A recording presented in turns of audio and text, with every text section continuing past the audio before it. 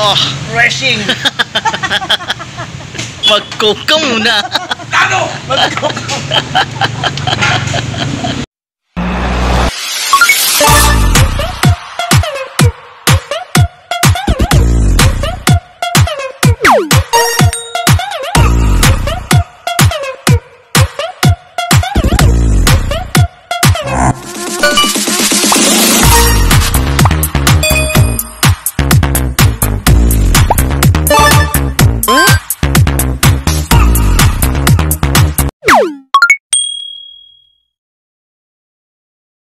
Kapatid, pupuntahan na natin ngayon yung ating speed sensor na tinatago noong 150Q na pwede sa 150P. No? Kaya pupuntahan natin ngayon yung 150Q or FI. No? Check natin kung saan na makikita o saan ilalagay ang speed sensor ng ating 150P. Puntahan natin doon. Okay, ito. Ito na. This is the moment of truth. So yun, ito mga kapatid, meron tayong baklas dito na 150 na FI pala. Yan, 150 FI. So ito po yun mga kapatid, yung sinasabi ko sa inyo na abang ng ating speed sensor, no? Ikukuha muna tayo ng basahan para punasan natin. Medyo madumi kasi siya. So nakita na natin ano na pwede siya rito. Yan. So dito po siya sa gear naka-tap yung ating speed sensor ng ating 150P. So ayan po yung abang niyan. So possible na pwede na po tayo, no? So pwede na lagyan ng ating 150 FI or 150 na Q. Ngayon hanap na lang muna ako ng 150P kung magkakaparehas. Pero sigurado ako, sure na yun na kasi nandito talaga yung speed sensor ng ating 150P. So ito po yung kanyang pinaka-cover dyan ngayon. Lagyan lang po yan ng cover. At the same time, mayroon po yung nut dito. Bolt, sorry. Yan, so diyan lang itatapat yan, ano. So ayan, so positive na po tayo doon. Kaya pwede po tayo mag-conversion ng ating speed sensor papunta rito sa likod, no? So kuha lang muna ako ng basahan para mapunas to. Ayan, ito po ay 150 FI So punasan lang natin to para maging sure tayo sa ating gagawin. Pero hindi po tayo maglalagay ngayon mga kapatid. Ipinapakita ko lang po sa inyo yung possible na pwede tayo mag-convert ng ating speed sensor. Kaya makikita nyo yung mga gear sa loob. So dun siya nakakonect ang ating cover na to. At dun siya magre-read siguro yung ating speed sensor ng 150P kung halimbawa tayo mag-convert.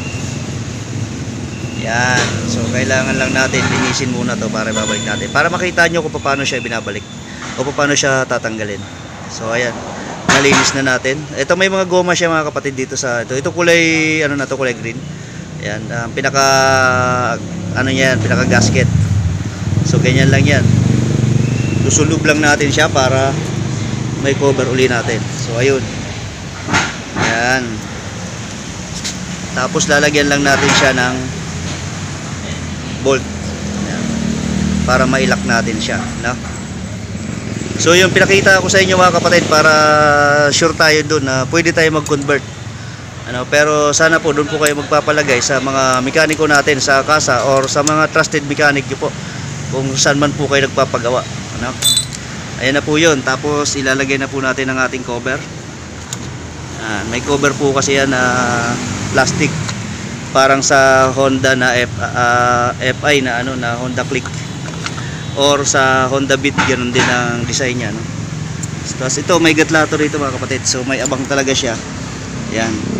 May abang talaga siya sa wire, no? Hindi lang talaga dito ikinabit yung ating dati nung bago siya i-release ang ating speed sensor. So pinatakam pa tayo dun sa speed sensor niya sa kabila, doon inilagay. Kahit itong kanya mga tornilyo mga kapatid ay parehas din to ng pang Honda na Beat na FI sa ganito at saka sa Click, no? Itong kanyang pinaka Allen bolt. O yun, patunayan natin mga kapatid na pwede tayo ngayon mag-convert, Pero kagaya nga sabi ko sa ating mga trusted mechanic lang po or sa ating kasa, doon po tayo magpapa-convert kung ayan available naman po ang ating mga speed sensor na ng 150P. Kasi nakita nyo naman po paano siya i-connect. Diba? Sana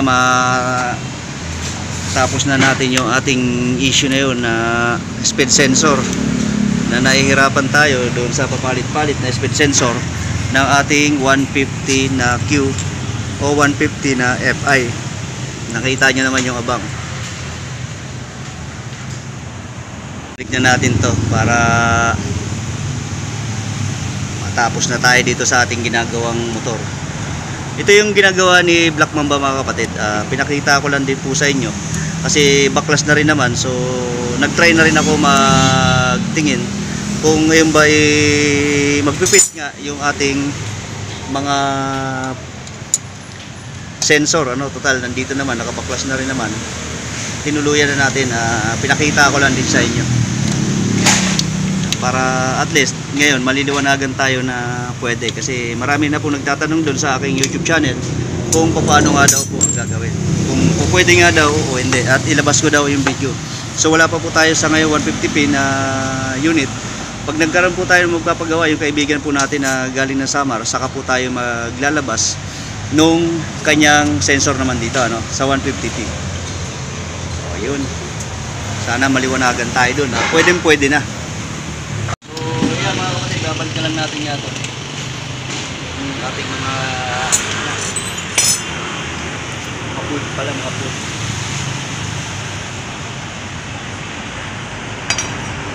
Para sa kaalaman ng lahat yun, kaunting kaalaman yun mga kapatid, kahit si Black Mamba yan yung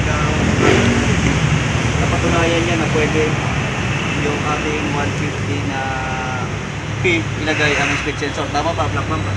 Tama. I know it. It means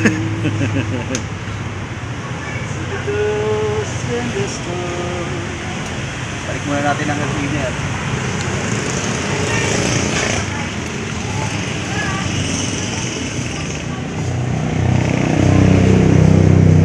Maraming to kasi maraming binabalik ng mga host, kailangan nakalimutan to.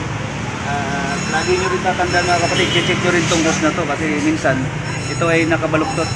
So nagkakaroon tayo ng leaking ng ating mga oil, kasi lumalabas siya kung saan. Once nabarato o natupi itong ating breather hose, so kailangan check nyo rin po ito, baka nakatupi. Kaunting kaalaman lang yun mga kapatid.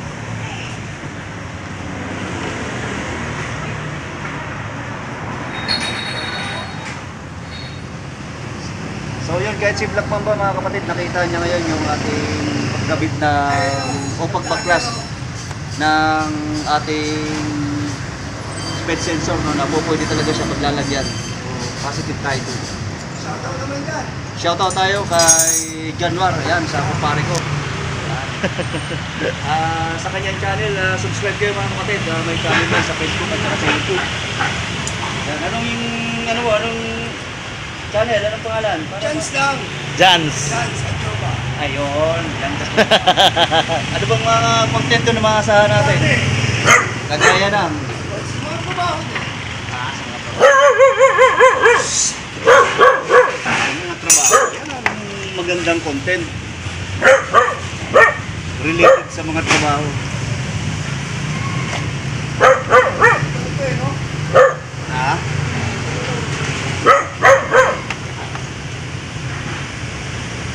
Yun, subscribe na kayo mga kapatid dyan kay John Katropa.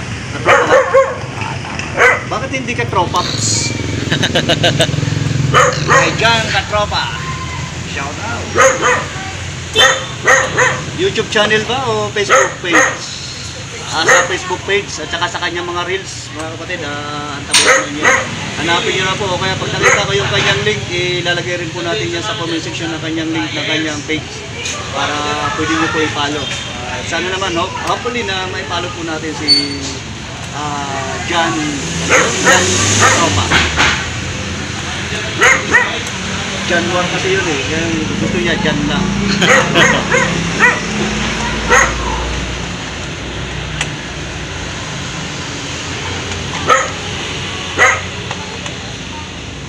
Putulin mo lang. Masyado mahaba. transparent na rin ang kanyang, ano mga kapatid, kanyang cover. So, transparent na, napalitan na ng kulay itim. Okay, so, ayan, motor start, kita na. Ito po talaga ang cover niya, ito. Puna.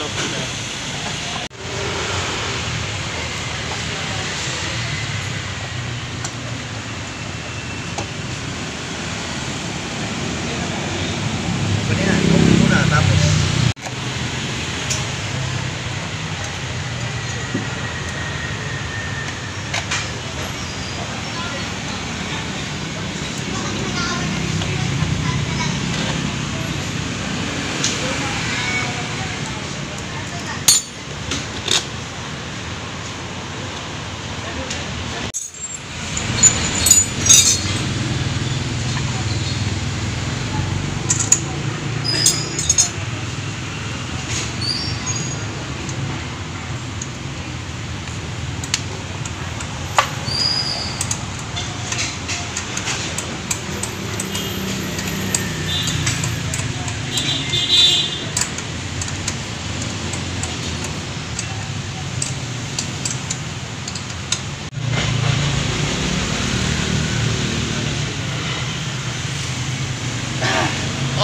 Racing! Mag-coke ka muna! Ano? Mag-coke ka muna!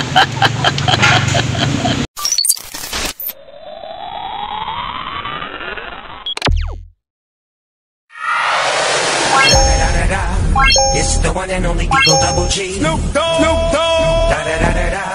You know I'm mobbing with the D.R.E. Da da da da da.